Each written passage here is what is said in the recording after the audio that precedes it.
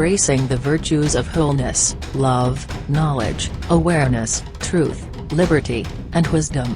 Greetings in our Indigenous Creek tongue, Hanshi Hesai, and how are you in Indigenous Choctaw, Halito, Chimachukma, Palito, Chimachukma? While using animated voices to provide clear pronunciations for better comprehension, Victor Eleo Shady, Burning Fire, and I, Nura Waile, Sunlight, will be reviewing closely and critically the alleged Moorish empire and dominion that was taught to us by people that claim all dark-complexioned people on Earth are Moors. These allegations extend to the claim that Moorish dominion is a great portion of Africa, goes across the Atlantic, and includes the Americas, along with the claim that they are the true possessors of the lands. Any Aboriginal that is autochthonous, like us, which is indigenous rather than descended from migrants or colonists to this land called the Americas, and was told that they are Moors, and simply took what they said as truth, like we did, without first doing their own genealogy, or simply asking their own great elder family members about their own lineage, then this video is for you. Anyone that truly seeks the correct knowledge of reality, no matter if the truth may be stunning, or even hurts, in which growing pains usually do, but want to be able to see the truth for themselves, then this video is also for you. Otherwise, those that only seek pacification through half-truth, double talk, influential persuasive feel-good speech, and desire only someone other than themselves to think for them, then this video is certainly not for you. For truth seekers, a liberated, critical, alert, and free-thinking mind is required. We did our genealogy, so now we know how, and we are not referring to the rigged-up DNA tests that lie to falsely point the Aborigine of the America bloodlines to Africa. We know that our own people, tracing back our own bloodline genealogy is the universal key. We have confirmed, without a doubt, we are not Moors. As the Aborigine all across Mother Earth is trying to make a change in their own ways, we are striving for the correct knowledge of reality, which defines truth, which is most beneficial to all. Therefore we are getting to the root of the problems that plague the Aborigine of Mother Earth, which enables corrections to move forward. We, the Aborigine, and Indigenous of this land called the Americas, have been displaced, exploited, invaded, slaughtered by Europeans of every kind and complexion. Look around.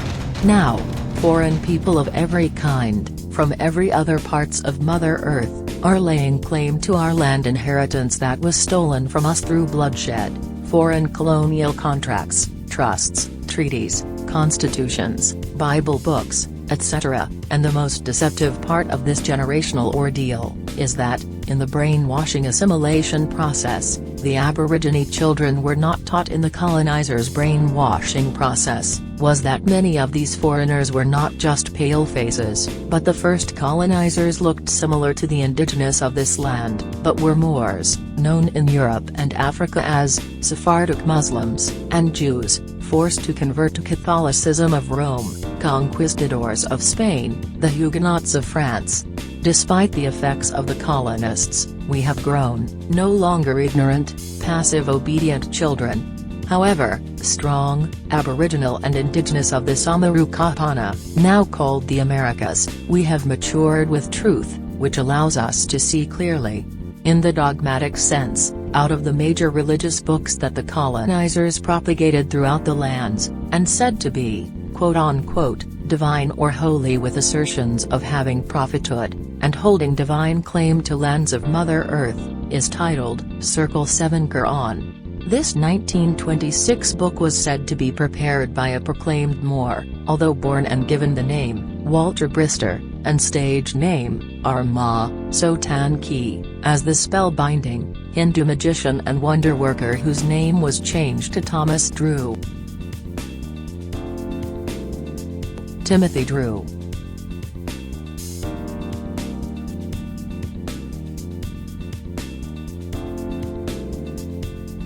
Professor Drew. Drew Ali. Noble Drew Ali, Prophet Noble Drew Ali, and founder of the Moorish Science Temple of America. See Sourcebook, with bibliographical references, news publications, census records, and death certificate, interviews with Moors, etc. Book title: The Princes and the Prophet, The Secret History of Magic, Race, and Moorish Muslims in America. Author: Dorman, Jacob S., 1974, published. Boston. Library of Congress Cataloging and Publication Data. In Noble Drew Ali's famous circus days and career, without a formal education, as a musician when he was but a child, and onward, as a progressive performer in Oriental magic as a mystic, he was a leader under the stage name, Arma, Sotan Ki, and lead magician of a troupe of Hindu performers that came from parts of their homelands in Asia. Performances also included his first wife, Eva, a renowned snake charmer, and lion tamer. Stage name: Princess, Sotan Ki. From the book, The Princes and the Prophet, page 200 and 201, Kindle edition. Quote: Fellowship of Moroccan acrobats named Ali, with whom he experienced the Princeton Riot, the community of colored magicians who presented versions of the Orient and then became healers and root doctors during the Great Migration. End quote. Then later, during, and after temple foundations, and other wives, as with all Aboriginal Indigenous Americans enduring oppressive conditions of Jim Crow, it is possible that the reason Walter Brister changed his name several times, and eventually to be transformed to someone of acknowledged social or political preeminence. As Drew Ali's flyer reads, the term, Moorish American, did not exist, repeat, did not exist, before his 1927 event, titled, The Great Moorish Drama, and Seventh Wonder of the World, where he performed, Monday, May 16, 1927 at the Moorish Holy Temple of Science. In Drew Ali's time, during the Jim Crow era, where Jim Crow was the name of buffoonery, or acting ridiculous like a clown, where struggling Caucasian actors became famous by performing in blackface makeup, as the Jim Crow persona, an exaggerated, and highly stereotypical false blackness of American Aborigine. Also, Jim Crow was continued birthright theft, and a cruel racial caste system between 1877, that still goes on this present day. However, at that time, during Drew Ali's circus days, and magic show business, foreign exotic Asian entertainers with darker complexions were treated far more favorably with respect than the American Aborigine on our own land, now called America. Not only Drew Ali could pass as one of them, but many indigenous people from other lands avoided the cruel treatment of colonizers, simply with a turban, or a tarbush/fez. The following is an article that will be read, where the misnomer term of African American will be replaced with the proper designation of Aborigine of America. Title: How Turbans Helped Some Blacks Go Incognito in the Jim Crow Era. By Tanvi Misra. Published July 19, 2014, 5:32 a.m. Eastern Time. Quote: In mid-20th century America, the turban was a tool that people of color used for confounding the color lines, writes Manon Desai, board member of the South Asian American Digital Archive. At the time, ideas of race in America were quite literally black and white. In some places, if you could pass yourself off as something other than black, you could circumvent some amount of discrimination. People of color, both foreigners and Aborigine of America, employed this to their advantage. Some did it just to get by in a racist society, some to make a political statement, and others, performers and businessmen, to gain access to fame and money they wouldn't have otherwise had. A turban makes anyone an Indian. End quote. A very good example of this is Korla Pandit. He invented an image for himself as the son of an Indian Brahmin father and French mother born in New Delhi, with family ties with the Gandhis. However, in reality, he was born John Roland Redd in St. Louis, Missouri. Pandit went on to achieve what would have been impossible for a so-called African American or black man at that time. So, he pretended to be an Indian. His wife helped him change his identity. A secret kept until he died. The point is that Walter Brister / Thomas Drew / Timothy Drew / Professor Drew / Noble Drew Ali / Prophet Noble Drew Ali put on a turban and made a similar transformation as a Moroccan, and the belief that all so-called Negroes, blacks, colored people, are African descendants of Moroccans, Moors, and Muslims, with a nationality of Moorish American. By adopting the Shriner title of noble. Also, taking on the exalting surname of Ali, in which the name occurs predominantly in Asia, and then the title of prophet, one who foretells, and speaks for God, or Allah. Was his transformation to help his people in a most effective way possible by taking on a foreign identity? Did he make up a nationality that partnered with the colonizers, because unlike today, back in his days, people of Islam were respected? Question. Where, on earth, is Moorish America? Answer. Nowhere. The origins of Africa is but a very small dot on the map. Start Circle 7 Read. Number 2. Old Man Cush and his family are the first inhabitants of Africa who came from the land of Canaan. Number 6. The Moabites from the land of Moab who received permission from the pharaohs of Egypt to settle and inhabit northwest Africa. They were the founders and are the true possessors of the present Moroccan Empire. With their Canaanite, Hittite, and Amorite brethren who sojourned from the land of Canaan seeking new homes. Number 7.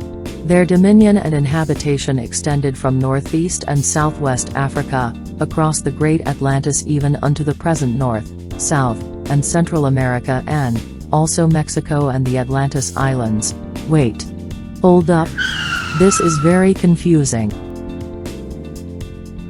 Okay, brothers and sisters, this is the so-called Moroccan Empire. Supposedly the real one.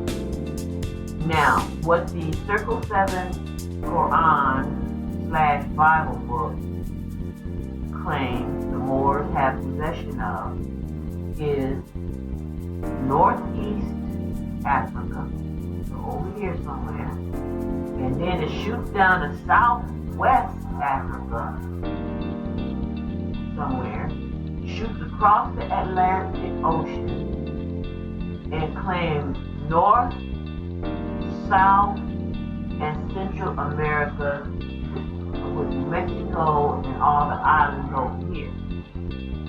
Now, it's really impossible to explain a lie. When you're looking for the truth, this makes no sense at all. That's because it is a lie. Now I'm gonna go, and it's just plain confusing, and it's gonna be confusing, it's gonna remain confusing, and there's gonna be always a lot of holes in there, because it's not the truth. So I'm gonna go ahead and continue with the, what it says in the, Circle 7, conceptually Christian book.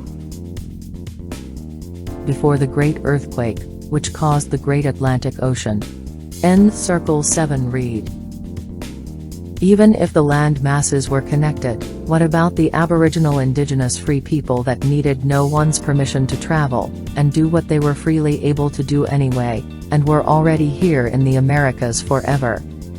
Foreign colonizing Moors, with their family blood feuding Albion hybrid offspring, and propagators of lies, to continue birthright theft of our Aborigine people, will never be able to prove what was written in their Circle 7 Quran Bible book is true.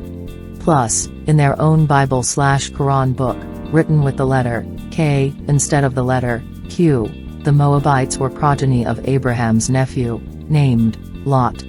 And according to their own Bible book, like Santa Claus, Abraham with the rest of the storybook characters, never existed.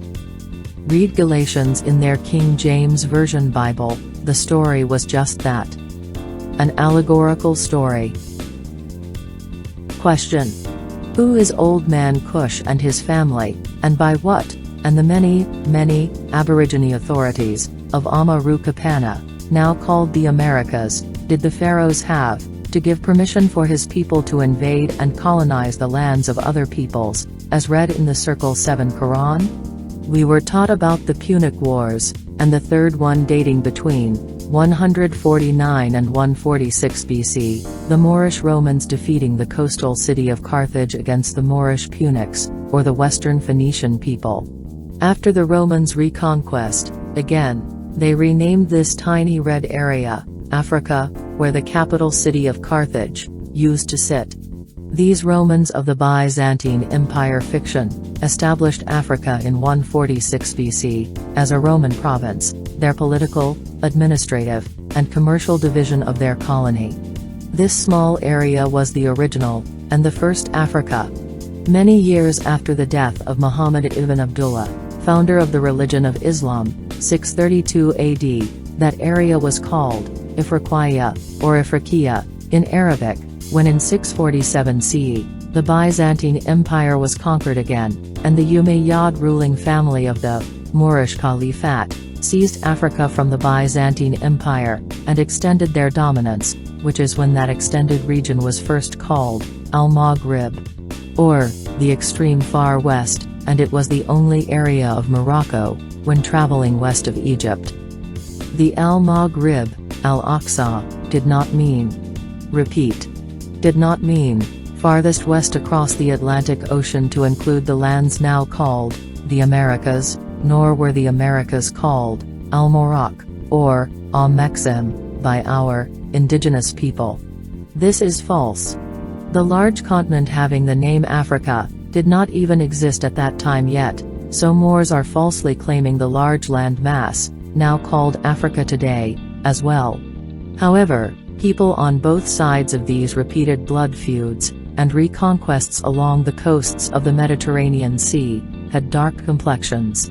Phoenician people consisted of migrants from different areas from around the Mediterranean Sea. These dark-complexioned linguistic Semitic families spoke Hebrew, Arabic, Aramaic, Phoenician, Berber, Numidian, Accadia, and Greek. The Moroccan kingdom subordinate of the empire, Syria, etc., northwest Africa, so that side was continued across the Great Atlantic to the northwest here. And after the Great Earthquake, we generally refer to these areas as African continent on the east and African continent on the northwest. And so North America, or the Morocco in the extreme west would now be referred to as Maghreb. So Maghreb means Morocco, the most extreme west. And so you're dealing with the people of ancient Canaan and not knowing the real history. And so this has much to do why we set up the old Canaanite temple in the first order in 1913 to reestablish a connection of the people and the heirs of the land back to the land and back to their true history. Stop telling lies to the people. Then, prove it.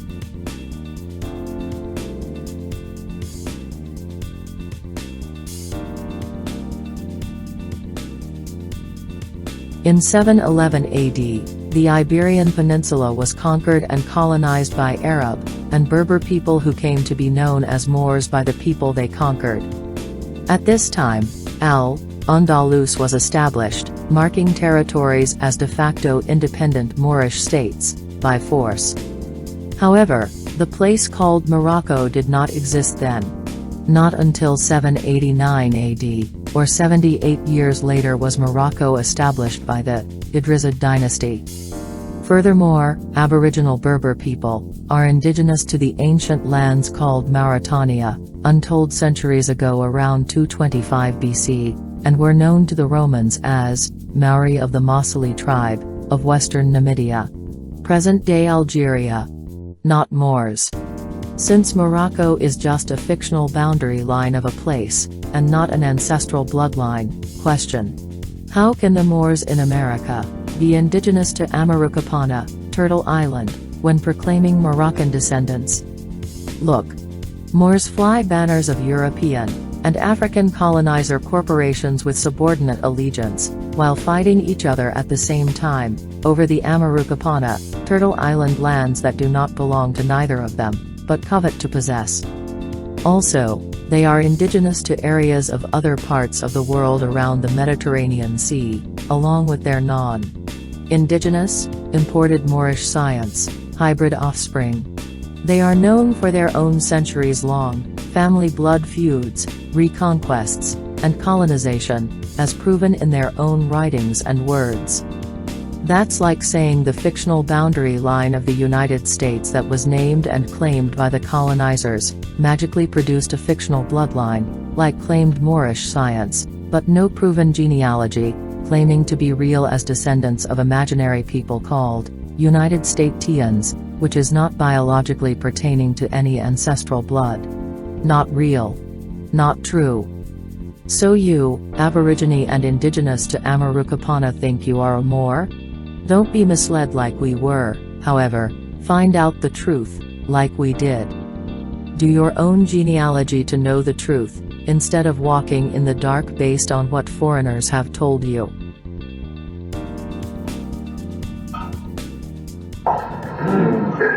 But it was a God manufactured by the historiographers who gave us these eponymous people in the first place.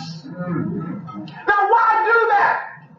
Because if you make up a lie and give it to a people to believe in, they'll never get the results that they're looking for. They're believing a lie. They don't know they're believing a lie though. Am I making sense, people? All religions, as I stated, are based on the life, deeds, and events of people who never historically existed. Adam. Now that wipes out the three major religions right there. That's right. Because Christianity, Islam, and Judaism, and notice how the order I named them in. Okay, Christianity, Islam, and Judaism. Judaism is, believe it or not, the last one of the three. We've been taught it's the first one because we've been reading the Old Testament. No, they wrote themselves back into history. That's how that goes. Okay, you need to understand that. It's always easy to write in reverse. Adam never existed. Noah never existed. Abraham never existed. And I don't have, anybody here got a Bible with them? Nobody brought a Bible, huh? You got a Bible, brother? Good. Good. What version you got there, man? King James. Come on, brother.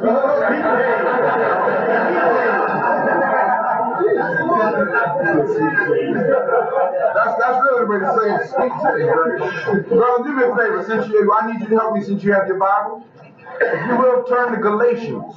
The 4th chapter of Galatians. Now see, usually when I talk this verse, I have a Bible and I read it. And usually when I read this, those who are Christians say, I want to see that in my Bible. Okay, so he has his Bible, Galatians the 4th chapter, verse 22. What does it say, please? Nice and loud. For it is written that... Stop right there. Stop. Slow down. Slow down. Notice what it says. It says, it is written. It didn't say it's true. That's right. It says, for it is written. That's what it said. What else, brother? That It is written that Abraham had 2 sons. Abraham had 2 sons. Now, I don't know how many of y'all know this story out of the biblical text. Abraham had a son. His oldest son, according to the biblical text, was Ishmael. All right? Who was the son of the Egyptian woman Hagar. Right? And then he had another son 14 years later whose name was Isaac. All right? Who was the son of his so-called wife Sarah. Okay? Now, one of the things I'm still trying to figure this one out, and that is, how is it Abraham, who we've been taught was a Hebrew, had sex with an Egyptian and gave birth to an Arab? I'm still trying to put that one together. Because all the Arabs will tell you that they are the children of Ishmael. That's what they said. Okay? Go ahead, brother, read on. The one by bondmaid, The one by bondmaid, which was Hagar the Egyptian. Go ahead. the other by free The woman. other by a free woman, which was Sarah, right? Go ahead. But he who was of the bondwoman was born after the flesh. That was Ishmael. He was born out of sin, in other words, because God didn't promise this one. God promised the other one, according to the Jews. Go ahead. But he of the free woman was by promise. But he of the free woman, meaning Sarah and Isaac, was a promise. Now, this brother's getting ready to read a phrase that I'm sure was never brought to his attention before. And it probably wasn't brought to a lot of y'all's attention. What is the first few words in the 24th verse, brother? Which things are an allegory. Thank you. In case y'all didn't hear it. It said, which things are an allegory. In case y'all don't know what an allegory is, an allegory means it's not a true story. It's not a real event. It's a story that was made up. It was an illustration that was created to make a point. In other words, according to their own Bible, Abraham, Isaac, Jacob, Ishmael, Hagar, Sarah, it's all an allegory. It never happened historically. Now, if Abraham never historically lived, then that means Isaac wasn't real. Right. If Isaac wasn't real, Jacob wasn't real. That's right. And if Jacob wasn't real, let's run up the line. That's right. Right. The so-called tribes of Israel wasn't real. Right. The line from the tribe of Judah wasn't real. Right. It's all allegory.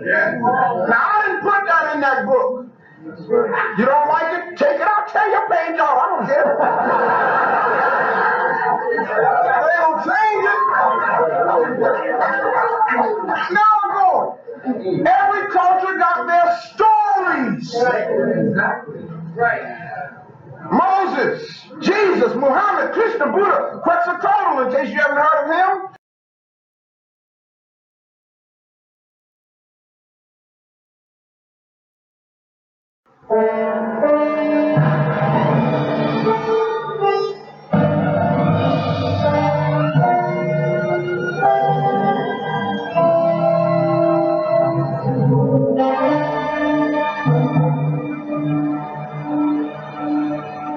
This land is mine. God gave this land to me. This brave and ancient land to me. And when the morning sun reveals her hills and plains, then I see a land where children can run free. So take my hand and walk this land with me. And walk this lonely land with me. Though I'm just a man, when you are by my side, with the hand of God, I know I can be strong.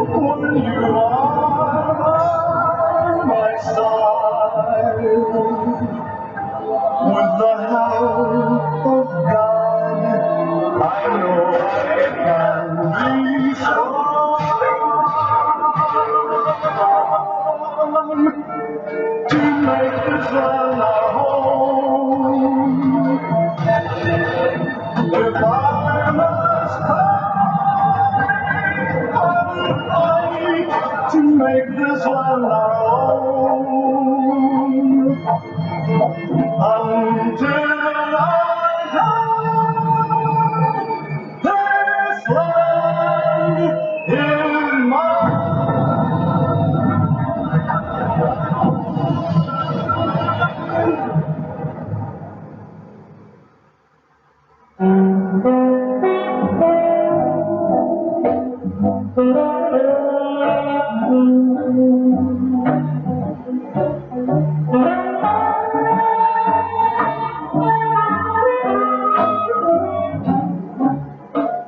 In conclusion, Aborigine brother and sister clans, bands, and tribes.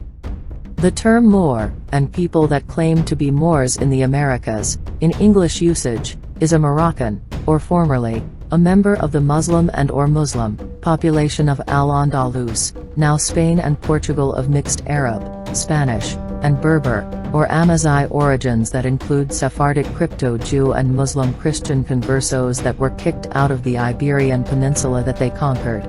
The Moors created the Islamic Andalusian civilization, and subsequently settled as refugees in the Maghreb northwest region of North Africa between the 11th and 17th centuries.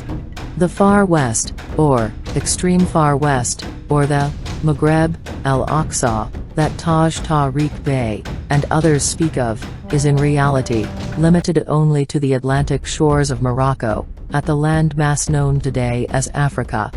This area does not include, crossing the Great Atlantic Ocean, nor the Americas.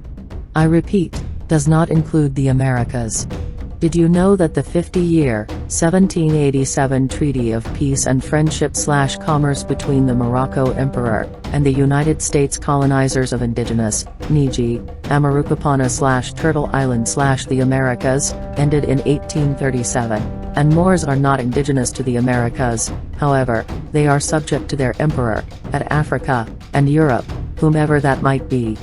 Read for yourself. Down at the bottom of the treaty, you will see that we were lied to again. It is false that this treaty is the longest-running treaty, because it was contracted between the two colonizers to last for only 50 years. Question. Did someone tell you that you were Moorish, and do you think you are a Moor?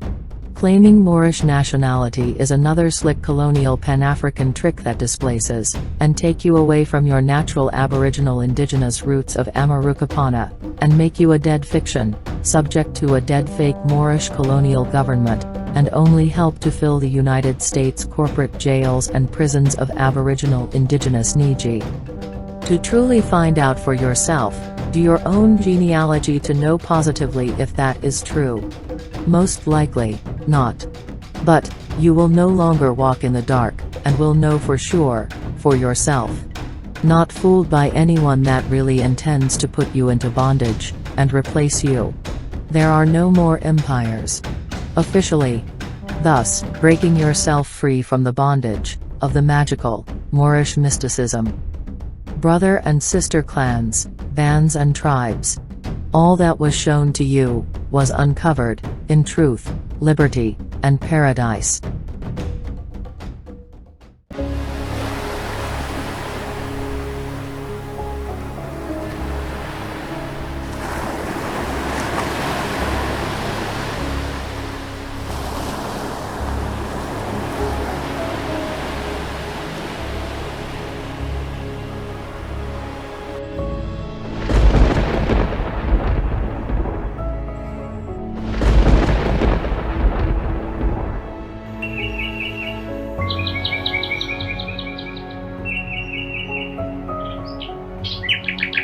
Kechi Hila Anchimaka.